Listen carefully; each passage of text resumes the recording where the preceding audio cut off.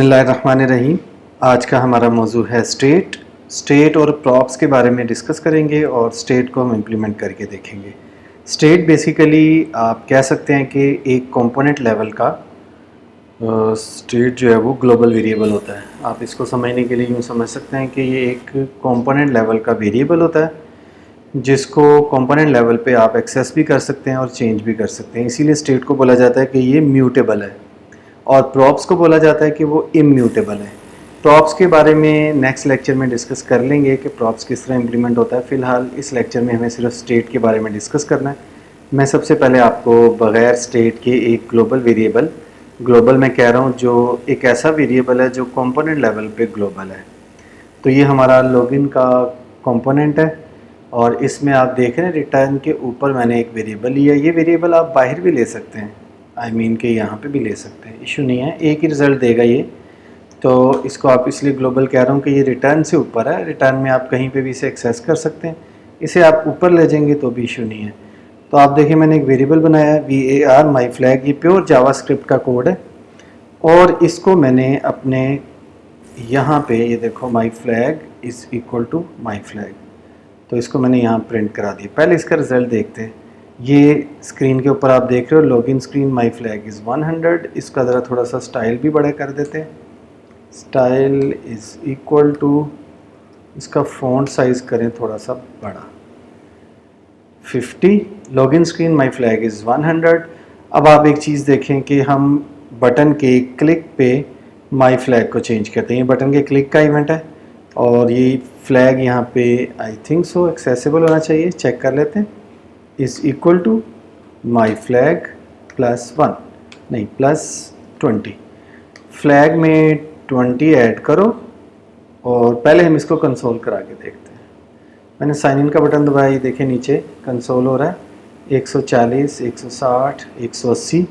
इसका मतलब है कि फ्लैग में चेंज तो आ रही है लेकिन उस चेंज का यहाँ पे रिफ्लेक्ट नहीं हो रहा। इन शॉर्ट आप देखो स्क्रीन के ऊपर फ्लैग की वैल्यू 100 है जबकि हमने कंसोल में देखा कि फ्लैग की वैल्यू बढ़ रही है।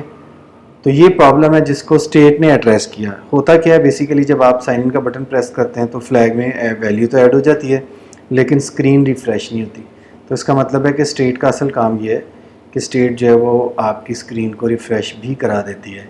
बिलफ़र्ज़ अगर आप किसी और तरीके से स्क्रीन को रिफ़्रेश कर लेते हैं तो शायद आपको स्टेट की उस तरह ज़रूरत भी ना रहे। स्टेट में बेसिकली सेट स्टेट का जो फंक्शन होता है वो आपकी इस स्क्रीन को रिफ़्रेश कर देता है। तो अब हम इस फ्लैग को करें ख़त्म और ये फ्लैग अब हम यूज़ करेंगे स्टेट में। सेम इसी नाम की एक स्टेट बनाएंगे। तो ये है कॉन्स्ट, ये बेसिकली जो हम इतनी देर से यूज़ कर रहे हैं ये बेसिकली स्टेट ही थी।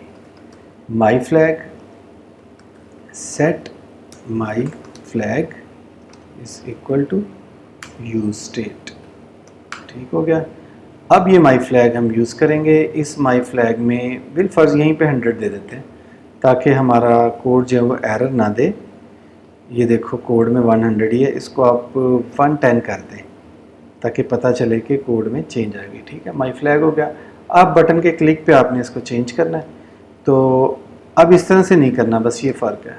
अब आपने क्या करना है, सेट myFlag और इसमें आपने लिखना है myFlag प्लस इस बार 90 कर देते हैं।